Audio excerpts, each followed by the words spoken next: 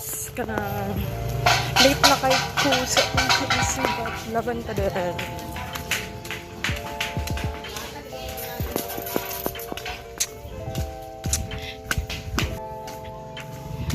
Late na ko. Na Shopee guys, na Shopee. Magandang. So late na late. My God.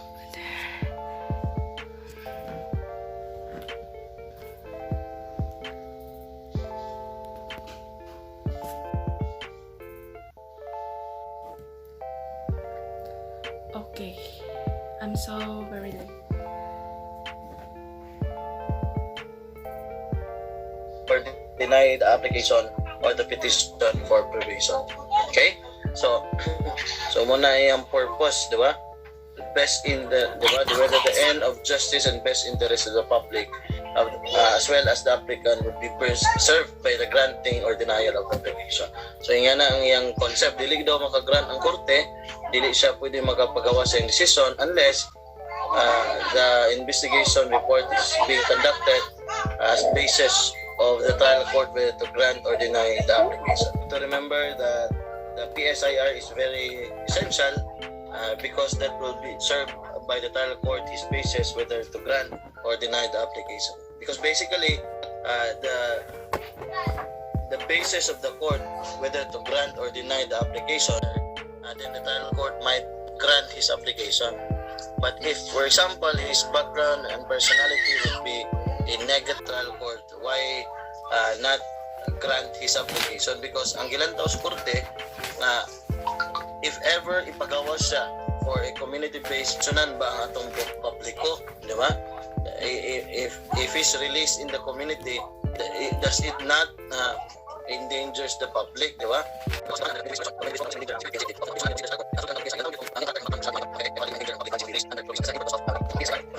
How is the PSI to be conducted? So basically, once the trial court orders, so di ba, normally the trial court will order will issue an order to conduct a post-sentence investigation. So the court will require the parole and probation office to conduct a post-sentence investigation. So then ang parole and probation administration office, whether city, provincial or regional probation office, will assign a particular investigating officer, investigation officer to conduct a background investigation. So yung proseso yung mag-order ang trial court, mag-issue siya o order along sa probation office, the city probation office, the provincial probation office, or regional probation office, requiring them to conduct a post-sentence investigation. So once Sama na siya guys.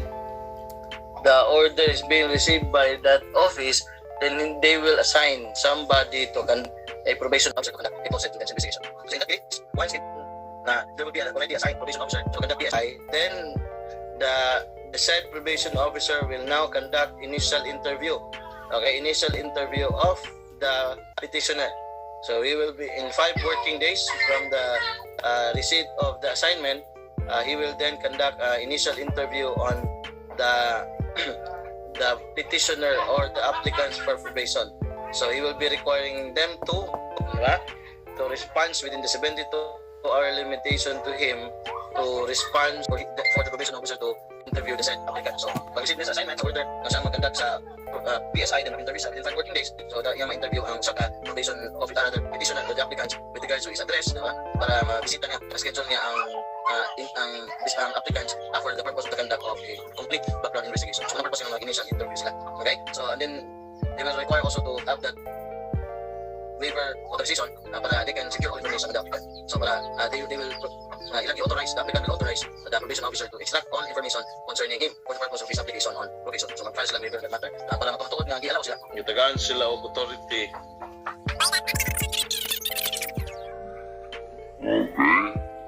So after accomplishing the post-sentence investigation worksheet and so then investigation officer I follow investigation incidents, mental condition, yung status ng record sa community, all any relevant available information concerning the applicants. So physical records, integrity, physical records, conversation, silahan, so any individual na physically interviewing all neighbors, and all other persons that might have access to information on this applicant, on kung saan klase ang kawan ng personality and background. Okay, so nga purpose na content sa post-sentence from the school, from the barangay, from the police, then the probation officer will also conduct a interview collateral interview information with regards to any person who knows that has knowledge on the applicants. Okay, might be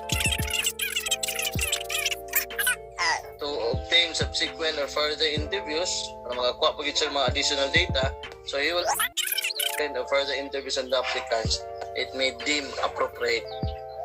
Okay, so muna gyud ang gitawag nato nga further interviews if kinahanglan pa gyud o kulang pa ang mga information nga makuha niya on the applicants and as well with those individual who knows the applicants. Okay, so all of the information taken from the applicants and all the information concerning the applicants is said to be under section 17 of PD 968 will be treated with utmost confidentiality. So it must not be given, may not be disclosed to any individual.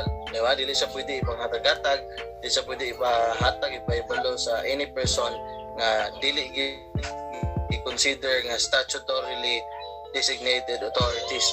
So it will only be disclosed only to the probation officer, and the trial court. Basically, they are what we call statutory. Muna silang i-consider nga statutory designated authorities. Basically, who are they? One would be the probation officer, the probation office, and the trial court. So, muna silang ginatawag na ito nga statutory designated authorities. Other than them, di na pwede maka-access with the information collected with regards to the applicant. So, ang korte ra gyud, ang probation officer o ang probation office ang nalay access with the information, because according to section 17 of the law, dili daw pwede ihatag because the information of the applicant would be confidential in the case of informing the trial court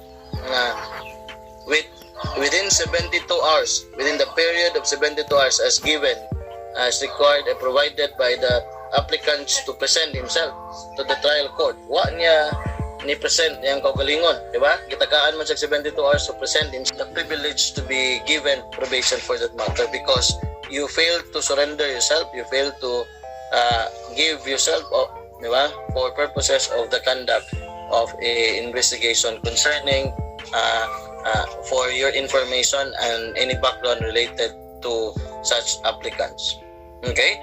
So manang mahitabo kung di ka mo report sulod mag-issue ana ang probation office nga absconding applicant kaya wa ka nagpakita, wa ka gisulod, wala ka gi-report as required by the office for the period of 72 hours.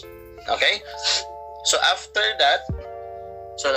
the conduct of the post-sentence investigation, then the probation officer will submit a post-sentence investigation report, the PSIR.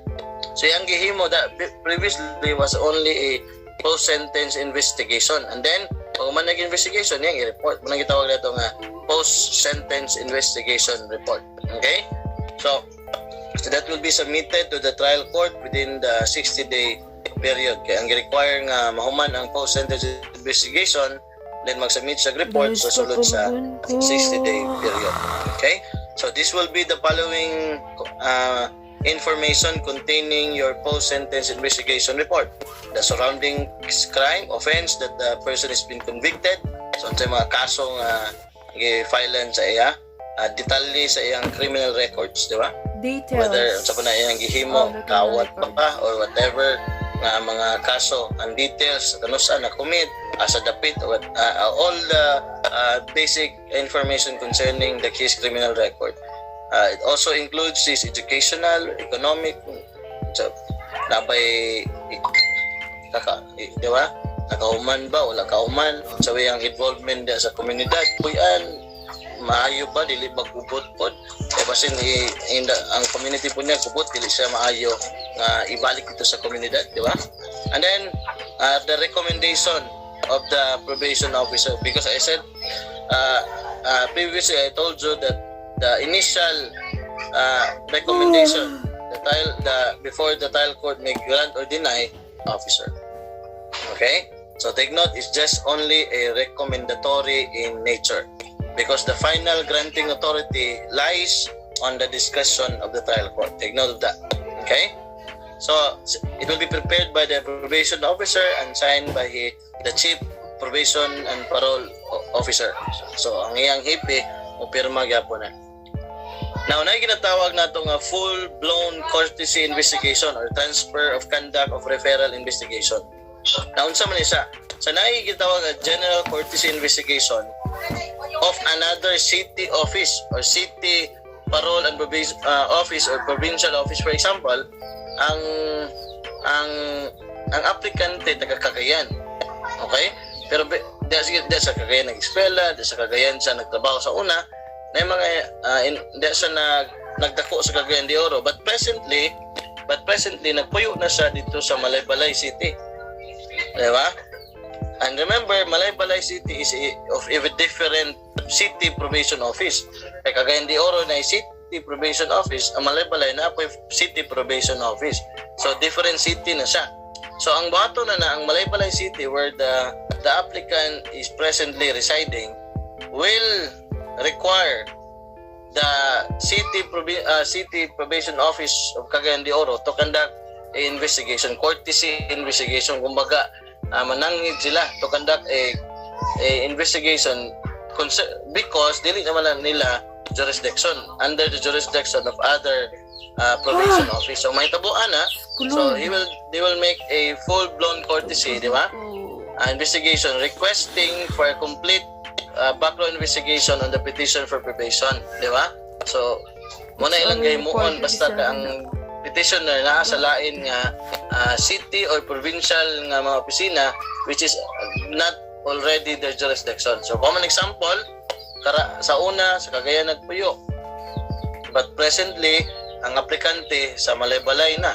So different city naman sila kagalingon nga mga city offices. So ang button sa Malaybalay City Probation Officer will request the Cagayan de Oro City Probation Office to conduct a complete background investigation. Ang tawag lang nga na full-blown courtesy investigation. Ano man ilang gi-require ang other nga mga probation office to conduct investigation because that is already their jurisdiction.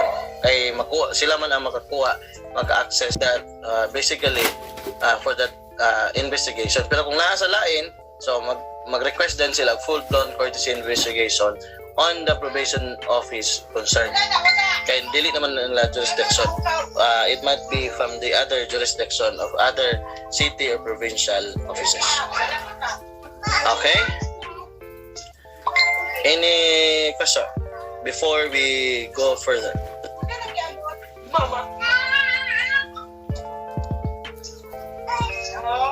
Any question with regards to the PSI?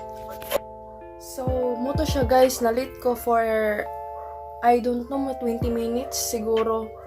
Kay, nag-deliver ko cake, and then, kung gusto mo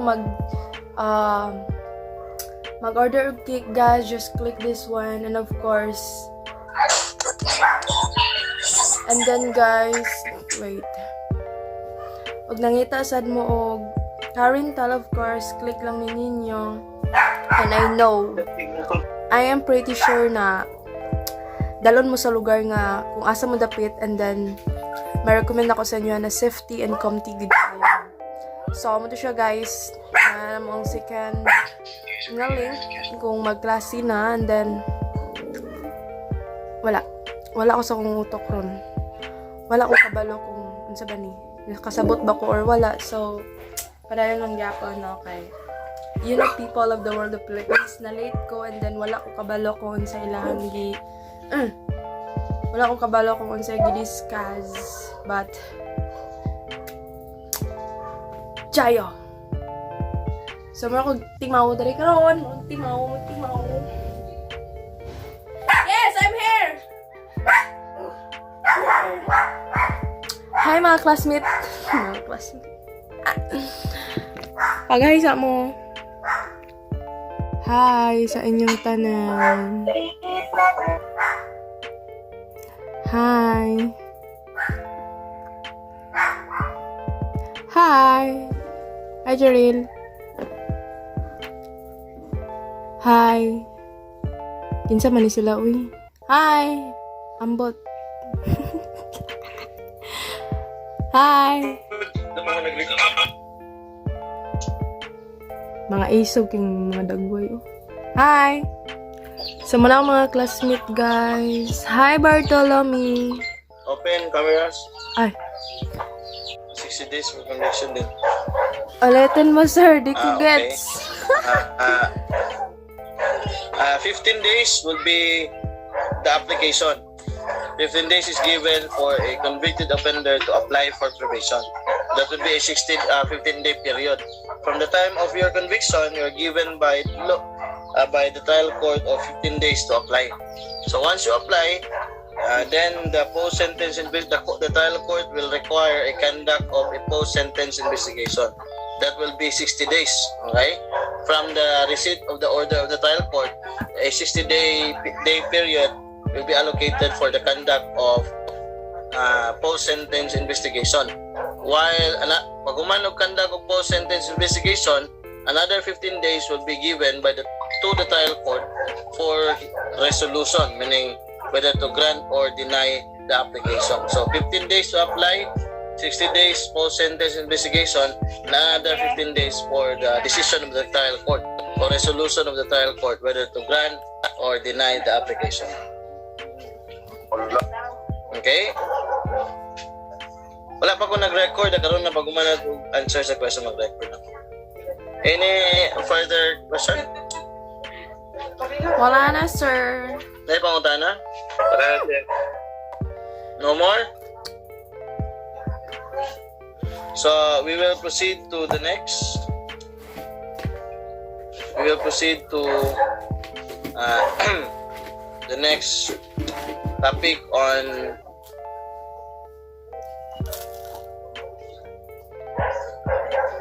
rules in granting probation.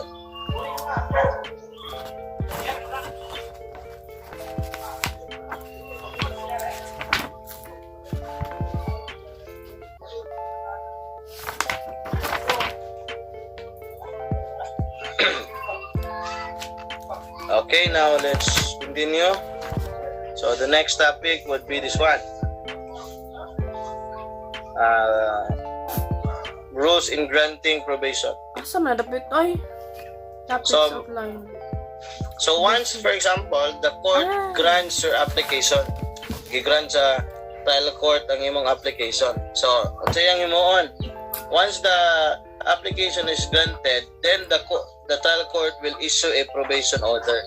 So, a probation order is a written order of the trial court that your application for probation is now granted. Okay, because the trial court has a 15 days to resolve the case, di ba? Naman sa 15 adlaw nga i-resolve niya ang application from the time he received the post-sentence investigation. So he has a 15-day period to decide whether to grant or deny the application. And the basis of whether to grant or deny the application will be the result of the post-sentence investigation report. So muna nga, once he decide to grant in his discretion to grant the application of probation, then he will now issue a probation order. A probation order is an order manifesting that your application for probation is already being granted. Okay, now take note that as I emphasized this one before, that probation is only a privilege. Diba? This is not a right, it is only a privilege. Okay? Now, whenever the court or grant or deny the application, that is non-appealable. Take note, the order to grant or deny the application is not appealable or non-appealable. Mean to say, once nga gi-grant na siya or gi-deny, di na ni pwede i-apila. Okay? So the granting or denying the application is automatically final and irrevocable. So di na nimo na pwede mautro pa whether to grant or gi-deny ang imong application. Okay? As I said, the granting and denying of your application is non-appealable. That is given under the discretion of the trial court. Because ang power to grant or deny your application is only the trial court based on his discretion. So, depende na sa trial court whether to grant or deny the application. Ang basis niya, ang false sentence investigation. So, once it is granted or denied, that is non-appealable. Di na pwede ma-outro, di na ma-change. Because that's the, once the paggawas ng order to grant or deny, that is final and irrevocable. Okay? Unlike sa kaso na kung nag-appeal ka, pwede pa ka mag-appeal. Kung gi-convict ka, pwede pa ka mag-appeal to the higher court. Naipangutana? O napa pa mo di ha? Mga kaigsunan classmate na po, po na mga suging tigpaminaw. Napa pa mo di ha? Na may pangutana wala?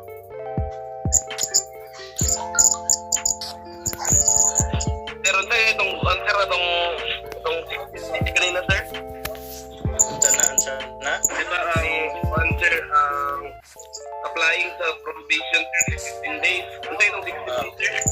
60 is Brett the full Cashaban. sentence investigation. 16, sir. 60 or 60 days for the conduct of the post sentence investigation. Anyos ko. Pero ka dyan. Stand by, I'll send you another link kay less than a minute at Hi, stand by, Maurice. I send ako ang next link. Okay, sir. Oh no.